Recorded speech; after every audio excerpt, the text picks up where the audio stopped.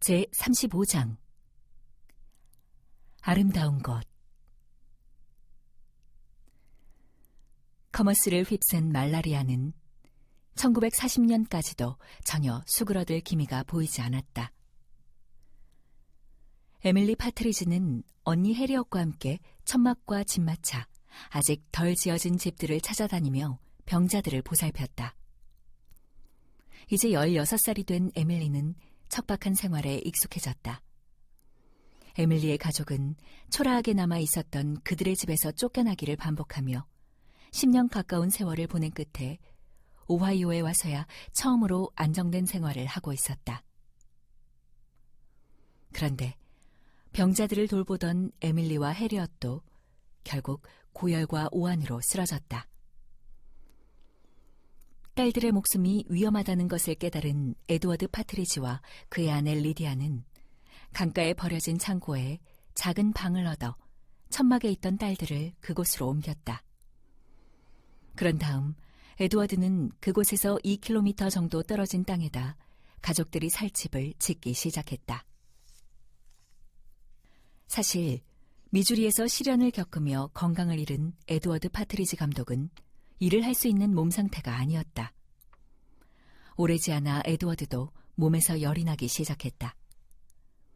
그는 약으로 몸을 추스른 후 다시 집 공사를 시작했으나 1, 2주 정도 후에 또다시 몸져 누웠다. 그러나 그는 약을 더 먹고는 공사를 계속해 나갔다. 비좁고 답답한 창고방은 에밀리와 해리엇, 그리고 마찬가지로 병상에 누워있는 에밀리의 다른 남매들의 회복에 별 도움이 되지 않았다. 에밀리는 1840년 봄이 지나면서 점차 열이 떨어졌지만 해리엇은 점점 상태가 나빠졌다. 5월 중순, 해리엇은 18세의 나이로 세상을 떠났다. 해리엇의 죽음은 파트리지 가족에게 크나큰 충격을 안겨주었다. 장례를 치른 후 에드워드는 가족들에게 더 나은 거처를 마련해주고 싶은 마음에 자신의 소유지에 짓고 있던 아직 완성도 되지 않은 외양간으로 가족들을 옮기려 했다. 그러나 힘에 부친 일을 밀어붙인 끝에 그는 기력을 잃고 쓰러지고 말았다.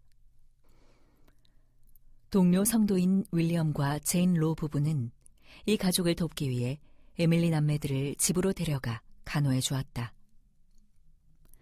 에드워드는 여러 날을 고통에 시달리다 해리엇이 죽은 지 열흘쯤 후에 숨을 거뒀다. 에밀리는 언니와 아버지를 잃고 깊은 슬픔에 빠졌다.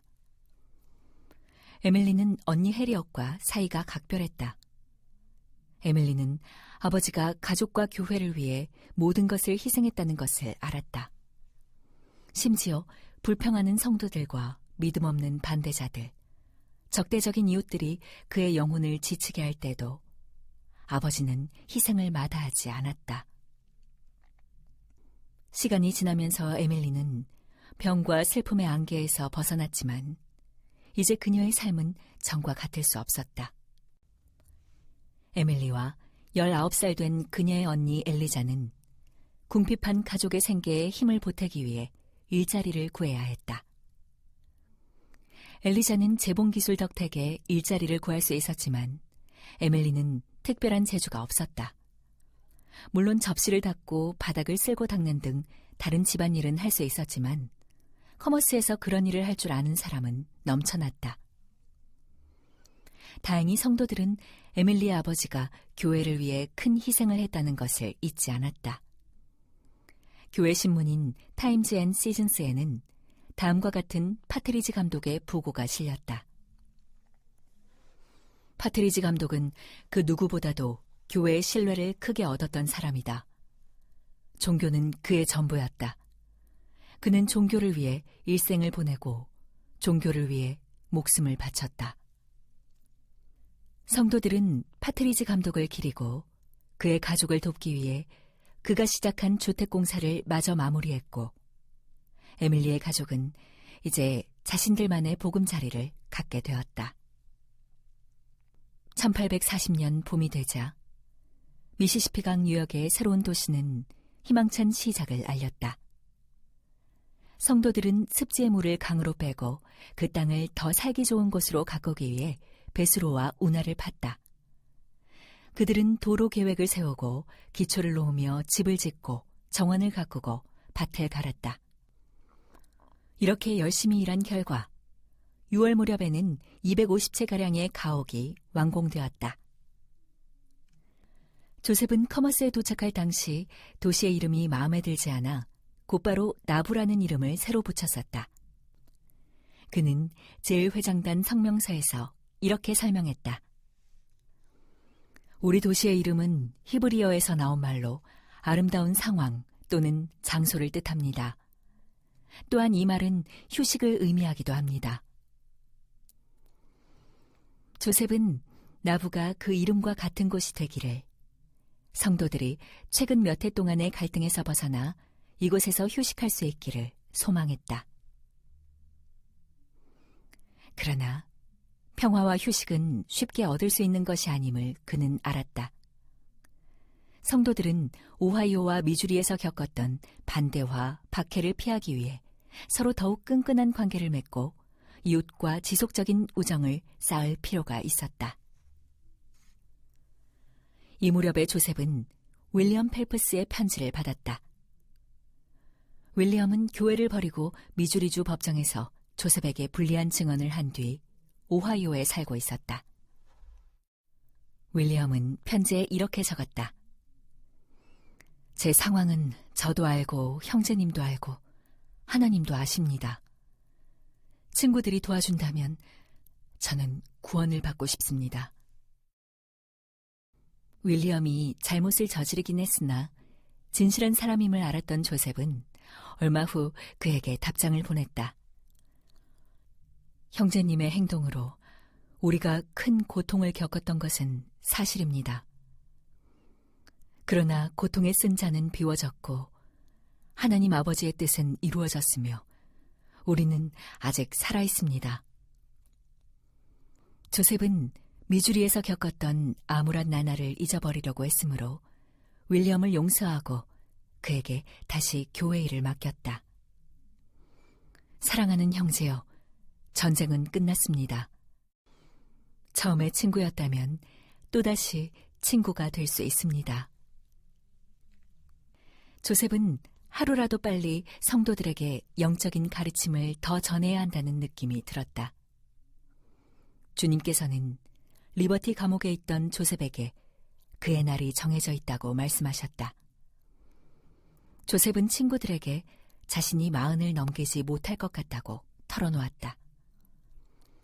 그는 하나님께 계시로 받은 것들을 더 늦기 전에 성도들에게 가르쳐야 했다. 그러나 조셉은 도시를 건설하고 교회의 현세적인 일들을 관리하는 것만으로도 하루가 짧았다. 그는 항상 교회의 사업에서 적극적인 역할을 해왔으며 오랫동안 파트리지 감독과 같은 이들에게 의지하여 부담을 덜곤 했다. 하지만 이제 에드워드도 없으니 조셉은 뉴얼 휘트니 감독과 나부에서 부름받은 다른 감독들에게 더욱더 의지하기 시작했다. 그는 자신이 영적인 성역에 집중하려면 교회 행정의 현세적인 측면을 지휘하는 부분에서 아직 도움이 더 필요하다는 것을 알았다. 얼마 후 조셉은 존 쿡 베넷이라는 낯선 이의 편지를 받게 되었다. 존은 나부로 이주하여 교회의 회원이 되어 성도들을 위해 봉사하고 싶다는 뜻을 조셉에게 전했다. 의사이자 일리노이주 민병대의 고위 간부인 그는 목사와 교수로 재직한 경력도 있었다. 존은 이렇게 말했다. 당신과 함께한다면 제가 훨씬 더 행복해질 것이라 믿습니다. 빠른 답장 기다리겠습니다. 그리고 그 후로 며칠 사이에 조셉은 존에게서 2통의 편지를 더 받았다. 존은 약속했다. 저에게 의지하셔도 좋습니다. 당신의 사람들이 저의 사람들이 되고 당신의 하나님이 저의 하나님이 되는 날이 속히 오기를 희망합니다. 그는 연설 솜씨와 지치지 않는 활력으로 자신이 성도들에게 매우 가치 있게 쓰일 것이라고 말했다. 당신과 함께하고 싶은 소망이 나날이 커집니다. 괜찮으시다면 제 사업을 즉시 접고 당신이 계시는 더없이 행복한 곳으로 당장 달려가겠습니다. 조셉은 존의 편지를 읽은 뒤 존처럼 유능한 사람이 우리와 함께하고 싶어 한다며 성도들을 북돋았다. 그런 능력이 있는 사람이라면 일리노이주에서 교회가 확고히 서는데 분명 도움이 될 것이었다. 조셉은 존에게 답장을 보냈다. 하나님의 백성들과 함께 고통을 나누기 위해 이 계절이 가기 전까지 이곳으로 오시겠습니까? 저는 그 누구보다 기쁘고 진심 어린 마음으로 형제님을 맞이하겠습니다. 나부가 자리를 잡아가자 조셉은 집합에 대해 생각하기 시작했다. 얼마 전에는 영국에 간 사도들이 보낸 성도들 41명이 바다를 건너 이곳 나부로 이주해왔다. 조셉은 앞으로 몇 달 그리고 몇 년 동안 더 많은 성도들이 이곳으로 올 것이라 예상했다. 조셉은 그의 7월에 전한 설교에서 다음과 같이 공표했다. 나부는 주요 집합 장소입니다. 원하기만 한다면 누구든 이곳에 와서 나부의 청빈을 누리게 하십시오. 조셉은 성도들이 미주리에서 추방되고 정부에 제출한 청원이 수포로 돌아가면서 많은 이들이 시온의 미래와 집합을 불안하게 여긴다는 사실을 알았다. 조셉은 시온이란 단순히 잭슨 군에서 땅 몇 평을 차지하는 것이 아닌 그 이상을 의미한다는 사실을 그들이 이해하기를 바랐다. 그는 성도들이 집합하는 곳이 시온입니다. 라고 선포했다. 이제 주님께서는 나부와 주변 지역에 스테이크를 세우라는 명을 성도들에게 주셨다. 시간이 가고 더 많은 성도가 시온에 집합하면 교회는 추가로 스테이크를 조직하고 이 땅은 주님의 축복을 받게 될 것이었다. 조셉은 설교를 마치기 전에 다음과 같이 공표했다. 교회가 뒷받침해준다면 저는 솔로몬이 지었던 성전만큼 웅장한 성전을 지을 책임을 받아들이고자 합니다. 그는 손을 뻗어 언덕 높은 곳의 한 지점을 가리키며 성도들이 그곳에 성스러운 성전을 짓게 될 것이라고 말했다. 조셉은 간절한 심정으로 이렇게 말했다. 만일 하나님의 뜻이라면 저는 살아서 그 성전이 완공되는 날을 볼 것입니다. 그러면 저는 말할 것입니다. 오 주님, 이것으로 충분합니다. 당신의 종이 평화롭게 눈 감게 하소서. 몇 주 뒤, 나부의 무더위가 이어지고 여전히 많은 사람이 병으로 죽어가는 와중에 조셉의 친구인 세이머 브런슨이 세상을 떠났다. 장례식에 참석한 조셉은 세이머의 미망인 해리엇을 비롯해 그 자리에 있던 수천 명의 성도에게 위로의 말을 전했다. 그리고 그러한 말을 하던 중에 조셉은 제인 네이먼을 보았다. 제인에게는 침례도 받기 전에 10대의 나이로 사망한 사이러스라는 아들이 있었다. 제인이 아들 영혼의 안위를 근심하고 있음을 안 조셉은 자신의 형 엘빈처럼 침례받지 못하고 죽은 이들의 구원에 관하여 주님께서 가르쳐 주신 것을 성도들에게 밝히기로 결정했다. 조셉은 성경을 펴서 바울이 고린도 성도들에게 전한 말씀을 읽어내려갔다. 만일 죽은 자들이 도무지 다시 살아나지 못하면 죽은 자들을 위하여 침례를 받는 자들이 무엇을 하겠느냐? 어찌하여 그들을 위하여 침례를 받느냐? 그는 바울의 이 증언은 산자가 죽은 자를 대신하여 침례를 받을 수 있음을 의미한다고 말했다. 그렇게 하면 육신은 죽었으나 영은 살아있는 그들에게 침례의 혜택을 선사할 수 있다는 것이었다. 조셉은 하나님이 마련하신 구원의 계획은 하나님의 율법에 순종하고자 하는 모든 일을 위한 것이며 예수 그리스도나 그분의 가르침을 알지 못하고 죽은 수많은 사람도 거기에 포함된다고 말했다. 제인은 조셉이 설교를 마치기 무섭게 교회의 장로와 함께 강으로 가서 사이러스를 위해 침례를 받았다. 그날 저녁에 제인이 아들을 대신해 침례를 받았다는 소식을 들은 조셉은 제인에게 침례를 준 장로가 의식에서 어떤 의식문을 사용했는지를 물었다. 장로가 했던 말을 그대로 말해주자 조셉은 그가 정확하게 침례를 행했음을 확인해 주었다. 존 베넷은 1840년 9월에 나부에 도착했다. 조셉은 나부와 교회의 법적, 정치적 사안을 관리하는 것에 관하여 그에게 적극적으로 조언을 구했다. 존은 선지자와 나이가 비슷했지만 교육을 더 많이 받은 사람이었다. 그는 키가 작고 머리는 희끗희끗 세어가고 있었으며 눈동자는 검고 얼굴은 갸름하고 준수했다.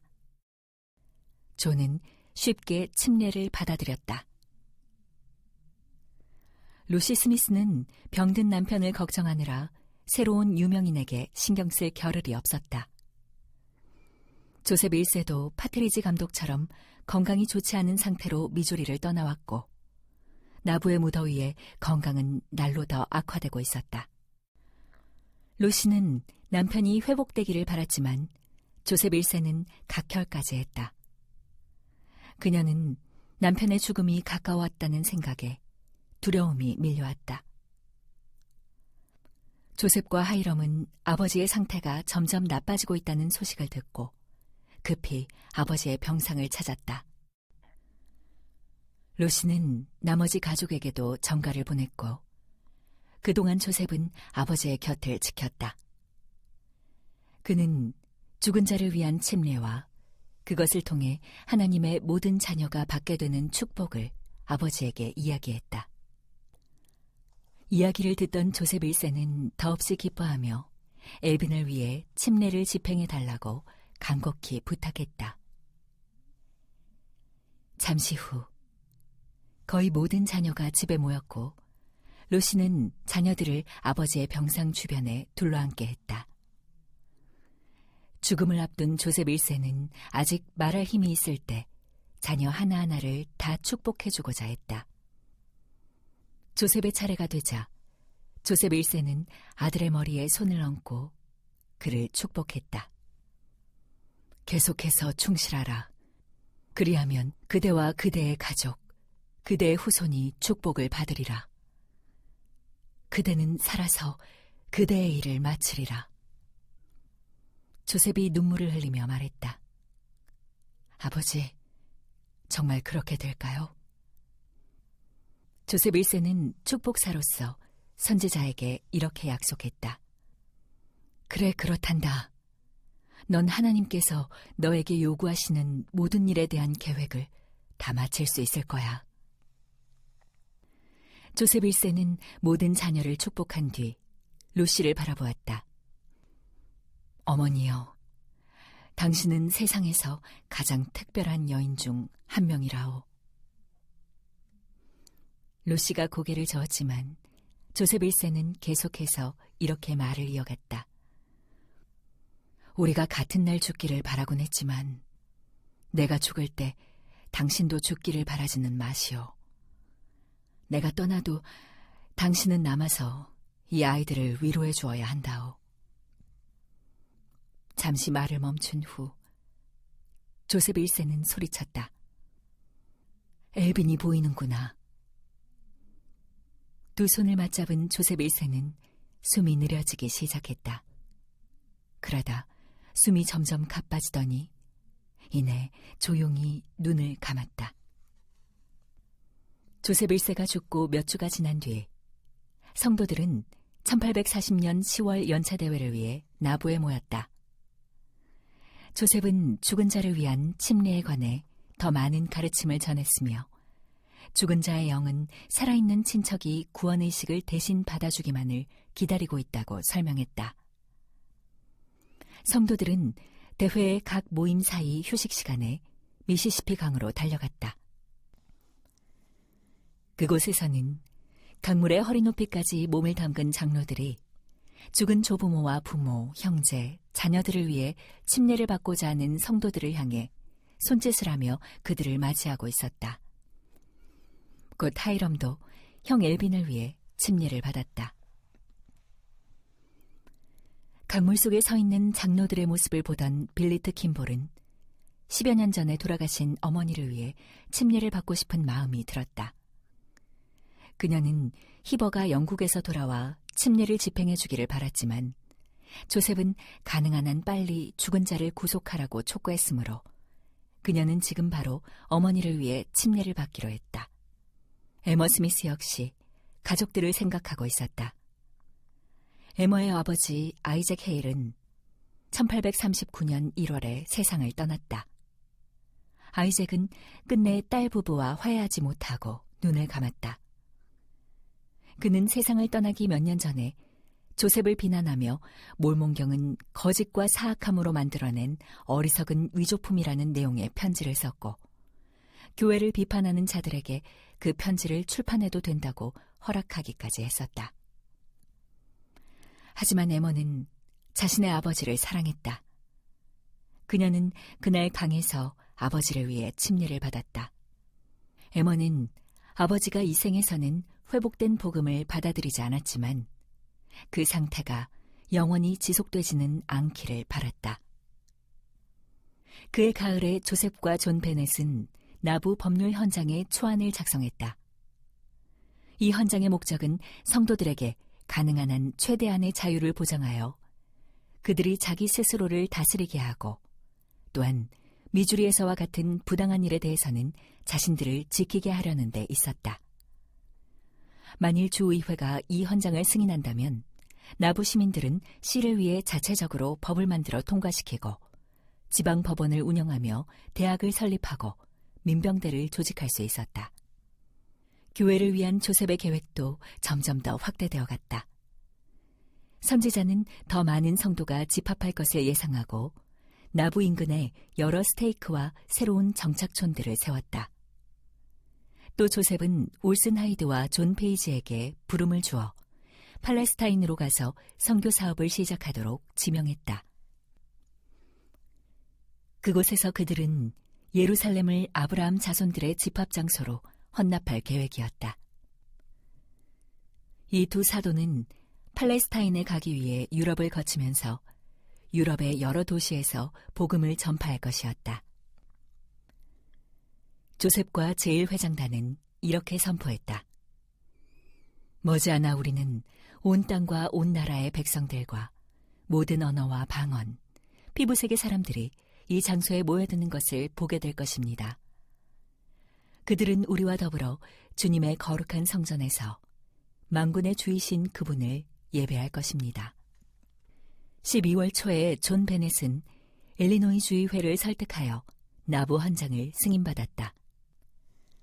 즉, 성도들에게 도시계획을 추진할 권한이 생긴 것이었다. 존은 의기양양하여 나부로 돌아왔고 조셉은 기회가 될 때마다 그를 칭찬했다. 한 달여 후인 1841년 1월 19일에 주님은 새로운 계시로 성도들을 축복하셨다. 주님은 에드워드 파트리지와 조셉 스미스 1세, 그리고 크룩트강 전투에서 목숨을 잃은 데이비드 패튼을 맞아들이시어 보살피고 계시다고 말씀하셨다. 하이럼 스미스는 조셉 1세의 뒤를 이어 교회의 축복사로 부름받았으며 한때 올리버 카우드리가 했던 것처럼 조셉 곁에서 선지자, 선견자, 계시자 역할로 봉사하도록 지명받았다. 또 주님은 존 베넷에게 조셉을 도와 성도들을 대표하여 교회 외부의 사람들과 계속 소통하라고 명하시며 의롭게 일한다면 주님의 축복이 따를 것이라고 약속하셨다. 주님은 이렇게 선포하셨다. 만일 그가 권고를 받아들이면 자기 상을 결코 잃지 아니하리라. 나는 그가 행한 일을 보았나니 만일 그가 계속하면 나는 그 일을 받아들일 것이니라. 또한 주님은 과거에 잭슨군에서 성도들이 시온 건설에 들인 노력을 받아들이셨으나 이제는 나부를 건설하고 더 많은 스테이크를 세우라고 명하셨다. 그리고 나부하우스라는 호텔을 지어 나부를 방문하는 사람들이 휴식하며 하나님의 말씀과 시온의 영광에 대해 생각할 장소를 제공하라고도 말씀하셨다.